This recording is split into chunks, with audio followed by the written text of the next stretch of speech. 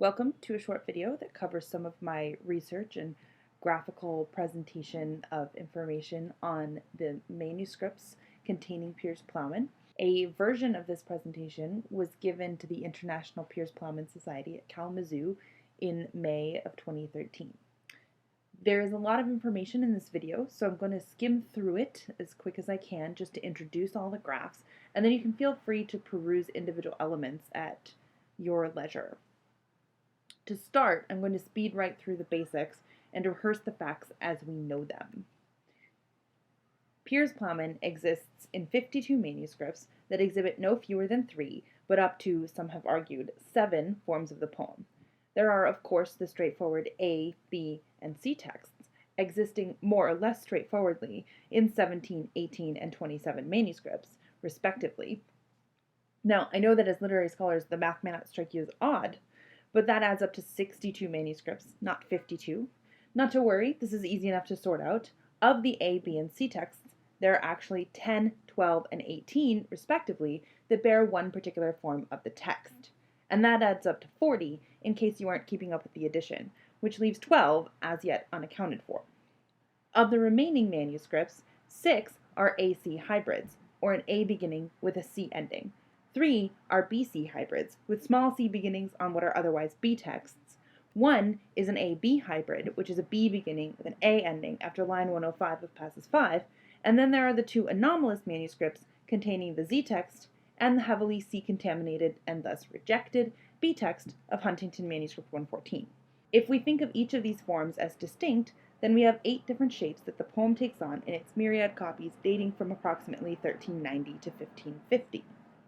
On top of all that, nearly all of the manuscripts, despite bearing a similar form to some others, have some kind of anomalous scribal activity that often results in interpolations from other versions, inserting C lines into a B text, for example, or that include what many call spurious scribal intrusions, or lines not original to Langland. These range from a handful sprinkled here and there to whole new prologues, Ilchester, or passus like the 12th A passus in the RU and J manuscripts. In addition, many of the manuscripts themselves exhibit a wide array of other works, forming a kind of ad hoc material textual context for the poem. So we basically have highly idiosyncratic copies of the poem in highly idiosyncratic manuscripts. My project is an attempt to find out what, with all of this information, we can really say about the manuscript corpus as a whole, or more precisely, to ask what can the corpus say for itself? What does it demand of us as scholars because of the way in which it exists and preserves or transmits the poem to us? First, I want to discuss the textual context the material manuscripts produce by highlighting the relationship of Piers Plowman to other texts with which it circulated. Here we have what I'm calling a map of the Piers manuscript corpus and all of the various works contained therein. That is, everything copied into a manuscript that contains some part of some version of Piers Plowman. This is a data visualization network created in R with the iGraph package, and what we are seeing is the material co-occurrence of any 2 works, i.e., if they share a manuscript, represented by an edge, or undirected line, that connects 2 nodes. The nodes are the individual works, or in some cases, for the sake of clarity, they are categories of works. Both nodes and edges grow in proportion to the number of times they occur. Thus, they serve as a kind of visual index of frequency. Here, in this graph, you can obviously see that Piers Plowman dominates the landscape, with by far the biggest node connected to the most other nodes. In fact, it's connected to all of the other nodes, since that's why we're graphing in the first place. Also note, some of the other prominent features on this graph is that some version of the Paternoster Prayer and writings of Richard Rolla seem to have circulated with Piers with some frequency. Not only do their nodes grow, but the edges connecting them to Piers and to each other are thicker. Collections of proverbs and sentences, sets of dogma, histories of Britain, and Mandeville's travels are also quite prominent. Note as well on this graph the 2 large clusters that look like very nasty spider webs that have caught a bunch of prey. The one on the right is the Vernon manuscript, the big one. For the sake of ensuring that the Vernon, with its over 400 separate works, didn't completely dominate the map, I have condensed its contents down to either named works with which many are familiar, or collections of smaller, typically anonymous works categorized thematically. And I admit that these categories are sliding and not altogether discrete. There's a slight editorial selection going on here in the way that I'm grouping these together. The other large cluster is over on the left, and this is Cambridge University Library DD 117, a Carthusian collection of Latin and Middle English works that are mainly histories and orientalia, with a few moral bits thrown in. In order to make more sense of all of this information, I repeatedly reorganized the nodes and the edges based on different factors. The first reorganization that I attempted was to pull together the various nodes by categories to see if any patterns emerged. That is, do some manuscripts follow thematic patterns that are highly visible if we put together nodes of similar content? Here, I have color-coded the nodes in a rough correspondence to thematic content. The colors themselves mean nothing other than to distinguish the shifting emphasis of the works. If you look at the upper right-hand corner, and we start with the sort of wine color meditations, and they're very close to these other contemplative works, the Prick of Conscience, the writings of Richard Rolla, and as you move counterclockwise, the colors get warmer, moving to meditations on Christ in particular, work on the life of Christ, the Vitae, and then colors get cooler if you move in the clockwise direction, as we move from works on contemplation and meditation through the meditations themselves into actual contemplations, prayer, devotion, and even liturgy.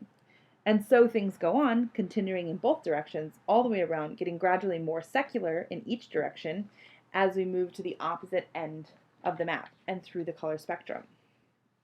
That covers the gamut of kinds of works we see sharing a manuscript with Piers, but if we put the edges back into the equation, we see that the categories themselves seem distributed throughout the network, which is why it looks like the worst game of cat's cradle you've ever played. In other words, if manuscripts had a tendency to carry only one or two similar categories of additional works, we would expect this graph, grouping nodes by category or theme, to be cleaner or simpler, showing only networks between like works. Okay, so trying again, I split the Piers Plowman node into 3 smaller nodes to reflect the A, B, and C text divisions that already exist. Here, we have a specific layout, it's called the Reingold-Tilford layout, that I like because it helps you to see the relative frequency of not only A, B, and C versions, but also the frequency of their connections. So note the connections between A and C, and between B and C, which is half as thick, and the tiny little fibril connecting A to B. Also note the large A and B fans, which represent not only our large collections, but how many works overall each version is connected to. If we pull apart this slide a bit and give each of the 3 base texts a primary color, we can see a little bit more of what's going on in regards to specific works and how they are connected to the different versions of the poem. Overall patterns that we can take away from this graph are these. There are the fewest works that occur in a C-only context.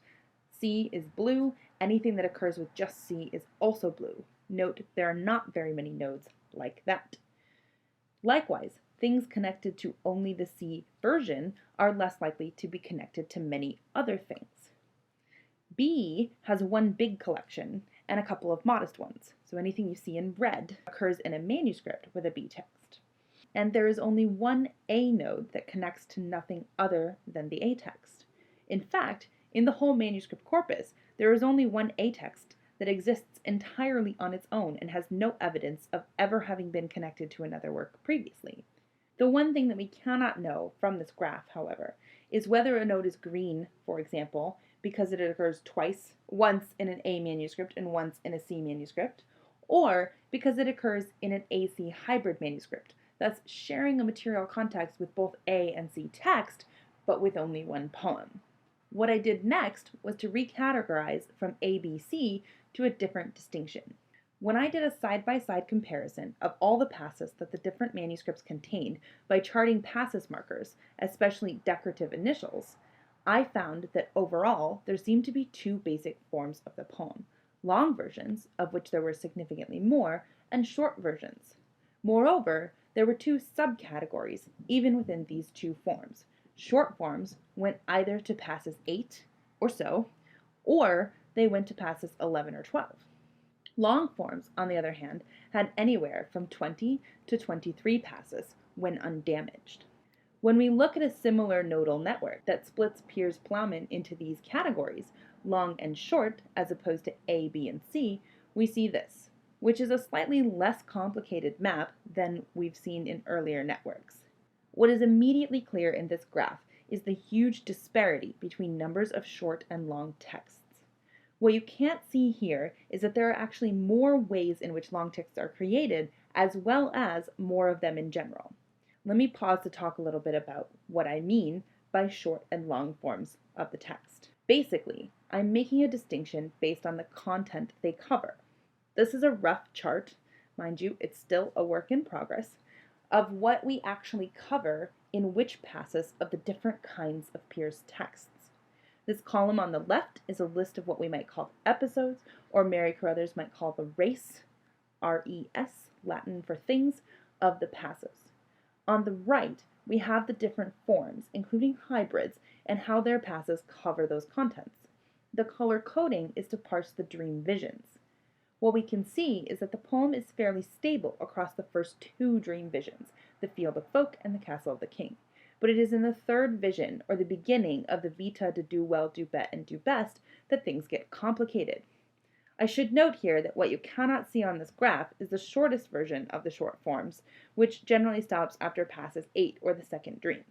In these manuscripts, the form of the poems appears to only ever have been designed to contain the visio portion, which Catherine Kirby Fulton categorizes as the external part of the poem.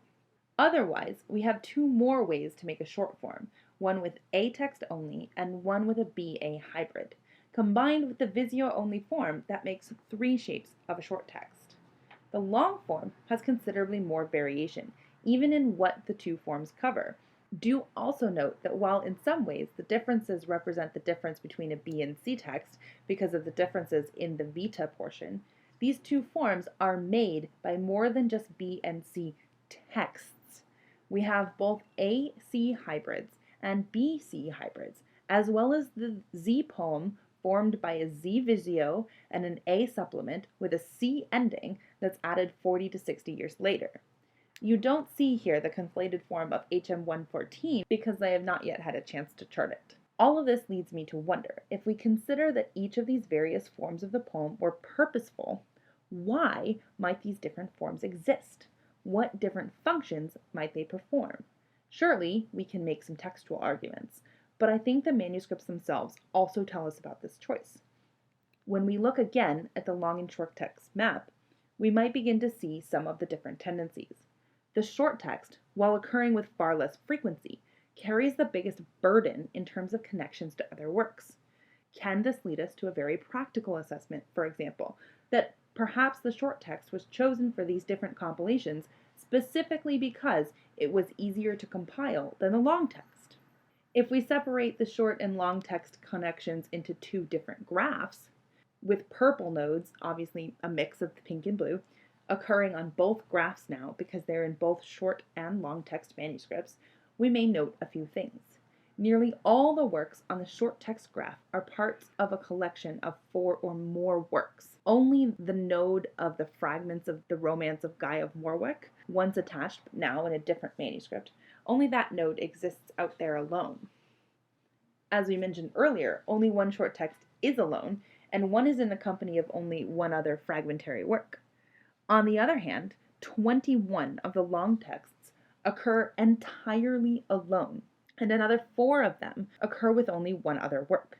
That's more than half of the 40 long texts, or 62.5% to be exact. Moreover, only one long text occurs in a manuscript compilation of any size, and most of the other existing compilations with long texts are actually quite modest. This graph by itself, however, doesn't help us to fully understand the relative importance, or even the size of the various works within each manuscript. Here, we are graphing only frequency and co-occurrence. If, however, we want to know how big are those other works with Piers, and how important in relation to Piers, I give you this graph instead. This is a plot of what I'm calling Piers orientation. or how oriented towards Piers is a particular manuscript, i.e., is this particular version of Piers Plowman copied for the manuscript to contribute to its compilation, or might the manuscript itself have been made specifically to contain, house, or embody Piers Plowman? I considered two factors in this graph. First, the independent variable of how many thousands of lines of a Piers poem a particular manuscript contains. This is the x-coordinate of a given data point. The dependent variable, or the y-coordinate, is the percentage of the manuscript occupied by Piers poetry. If I assign the same colors we use to graph nodes and their connections to A, B, or C text, you can see which texts occur in which kinds of manuscripts. Of course, we've resolved some of our color issues from earlier because here we have primary colors representing A, B, and C texts, but the green, purple, and orange hybrids and the pink and turquoise data points represent manuscripts that have a mixed form of the Piers poem. Also note that the turquoise Z text appears twice to chart its two different manuscript contexts. What is really important to note here are that we have two main clusters, one on the lower left-hand portion of the graph and the other on the upper right-hand portion of the graph, and there really isn't much in the space in between those two clusters at all. This means that our manuscripts contain either about 2,500 lines of Piers poetry-ish, or a little less, or they contain between 5,000 and 7,000 lines. Moreover, in the ones with fewer lines of Piers poetry, Piers tends to take up a significantly smaller percentage of the manuscript, with the exception of the outliers in the upper left. Those can be discussed in another place, with the exception of these three outliers, two of which we've already mentioned. The third is Ashmole 1468, which has been rebound with other manuscripts in a non-medieval context. We can't really be clear on whether this Piers manuscript circulated alone or in a collection. The one major long text outlier is down in the lower right-hand corner. That's DD 117, which we've already noted is an anomalous long text in a major collection. Otherwise, though, we can clearly see two accumulations of plotted points. If one were to plot a linear regression from this data, which is a line that describes the general behavior of the points on the graph, it would look like this. While the line itself tells us very little about the averages of the group as a whole, its ends do tell us something. If we shift the graph such that the regression line is horizontal, we can see that it generally charts a movement from the cluster of manuscripts that are less Piers-oriented to those which are more Piers-oriented. That is, to those which not only include more of the poem, but in which the Piers poem itself takes up more of the manuscript. I would call those manuscripts Piers-centric, or ones that exist primarily and perhaps only for the sake of conveying the Piers Plowman poem. And those at the opposite end are, well, not Piers-centric. Now, I think we can see when we look at this data, not only are there two categories of manuscripts, but those largely map onto the distinction between long and short texts, with short texts being significantly more likely to be in compilations that are not Piers-oriented, while long texts are much more likely to be in these Piers-centric manuscripts. So this is the first major move that I make graphically. The second has to do with looking at the same data over time to see if the history of Piers copying tells us anything new. This is work that I'm still considering, so I'll just give a gesture towards its possibilities and then let the time-lapse maps present themselves. To see production more clearly, I've graphed how many of the lines of Piers poetry we currently have in extant manuscripts and how they were copied in different periods of the poem's production history divided by quarter century. Note that the striations and the color scheme here reflect the manuscripts and how many lines of Piers poetry they contain. Obviously, the most useful information from this graph is that the vast majority of Piers manuscripts, and thus lines of Piers poetry, were copied in the first half of the 15th century, even the first quarter. The second thing to note is that the short text is fairly well represented across all periods except the 16th century. You can see one short text or more in each of the columns, even when the columns are very small. If we break up this large bar into smaller pieces, which we can do with some safety because some of these manuscripts are able to be dated with more precision, according to Schmidt. We can see a little more clearly.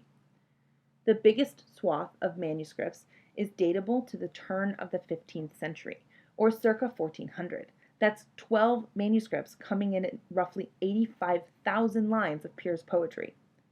Another 7 are safely dated to the first decade of the 15th century. The remainder in this same category are not more specifiable, which is not to say they're necessarily later than the others, just not more definitely dated. When we break up the first quarter of the 15th century like this, it's easier to see our distinctions. We can tell the difference between manuscripts and the size of the manuscripts at a glance. Also note that the color scheme has changed. Again, the color scheme reflects nothing other than a separation of manuscripts. Just in case you were curious how this information lines up with categories with which you are already more familiar, I've done this comparison, keeping with our existing color schema. The very important thing to note is that there is a lot more blue on this graph than anything else, which is to be expected given the preponderance of C lines, forms, and poems. Also note, probably also expected at this point, that the bars representing lines of A text are in fact larger than the cumulative bars of short text in the corresponding periods. Now, if we break down our data visualization networks into similar temporal categories, we may also divine something interesting. There are any number of things that we can say about the development of the manuscript corpus over time, but I'll save that discussion for a later date. Here, I will just play through a kind of time-lapse map that first presents the manuscripts and their contents from a given period, then absorbs them into a growing overall map. Here, we can see our column listing all of the manuscripts and roughly identifying them with how much Piers they have by the visual size of each bar. And then as we move forward and we look more intensely at the network graph, you'll notice a few things about the graph.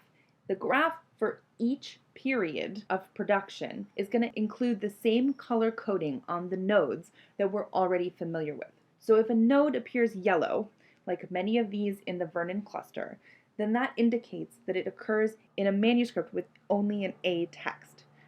At the same time, we have our other large collection, which would be DD 117, and notice that all of those nodes are red. Anything that's red is connected only to a B text.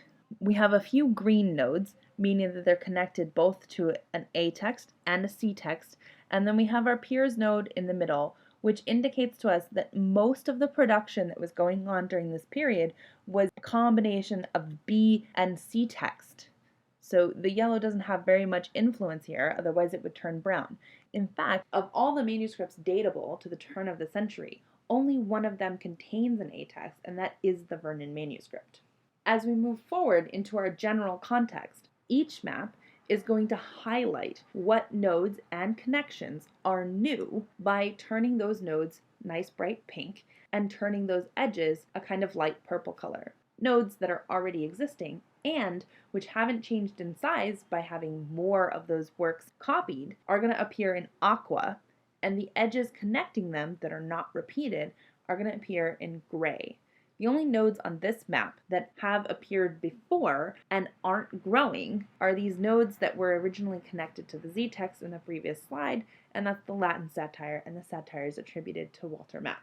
This is now the background graph from which all new nodes are going to grow. Each new period is going to present first the new network and the works that are added to it along with those manuscripts, and then those will fade out and the highlighted graph will appear where the new texts and the new connections are in the new color.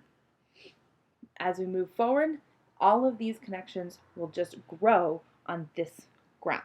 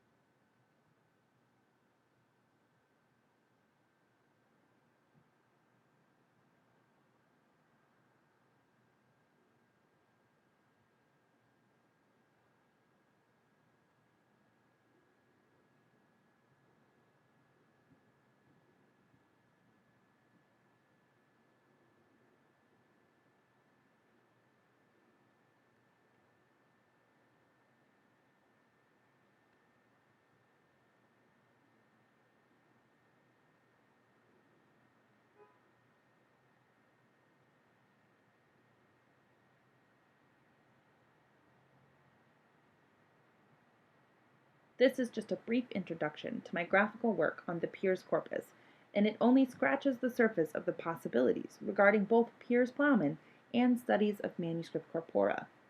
I hope this research will at least promote further inquiry into the anatomy of the manuscript body of Piers Plowman and, more broadly, of texts within their corporeal context.